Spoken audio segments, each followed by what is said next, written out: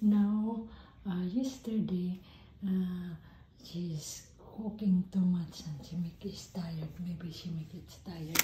So now, they make delivery for the lunch again. Delivery for the lunch. So, that one is for the lunch. So, delivery. This one is the cinnamon. Cinnamon, Arabic Iraqi salmon. Okay, and now this one, chicken. Ayan, chicken. That one is chicken. And me, I can watch that. I have my food by yesterday, so I can use also the one. So I click this one para it's not be cold. Okay, so now I make finish to wash this one because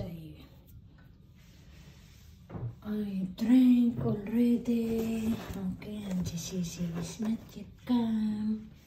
Okay, so some people in Baghdad, if you are very busy and you have no more time not to cook, so you can visit this restaurant here in Baghdad. Listen, it's hard also if you are in the Erbil, you come here, except if you visit here in Baghdad city, the new Baghdad city and the old Baghdad city. So you can come this restaurant, okay? Or you can, if you want all your family, you can go there and eat, and order. Very now. At least naman, yummy food and good food. Lunch, mostly lunch. I don't know in the breakfast. I don't know in the breakfast. Maybe sure they have also breakfast and dinner, also lunch and dinner. Okay, so they make order early before Sisi come, because when they come, Sisi will come already. I make food, or I give him some food to eat.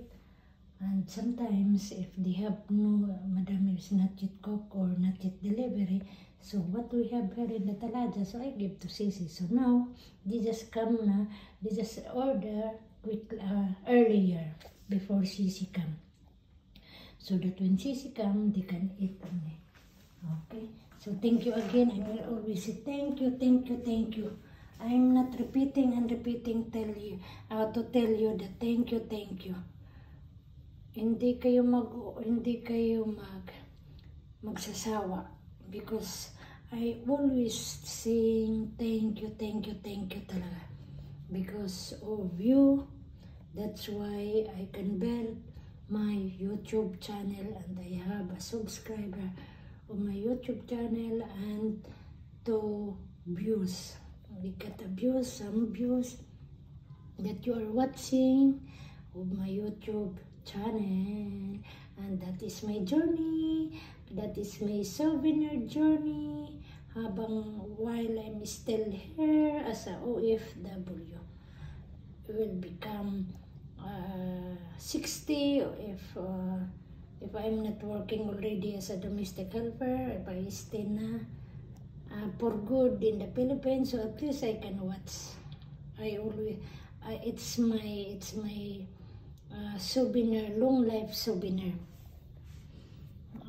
that I can watch, and can say that I remember when I'm working there, I'm working like this one, my memories, yeah. Ay, ginawa ko, thank you. It's make me happy na lang, it's make me smile alone, okay? Ayan, thank you again, thank you, and God bless us all, at saka ingat. Wherever you are, whatever you do, laging ingat talaga, lalo na yung especially to your health, especially to our individual health, with family, without family, basta by individuals, one of us, okay?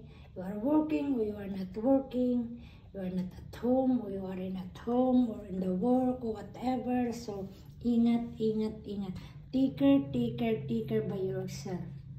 Salamat, salamat, salamat. Daghang salamat sa inyong lahat. Thank you and thank you and thank you very much.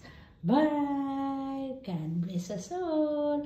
Thank you, Lord, for more blessings and good health to each of us nationwide and worldwide. Okay, bye-bye! Bye-bye! Singit pa. Aray, ginawa ko. Ganun lang talagang pamunas pa.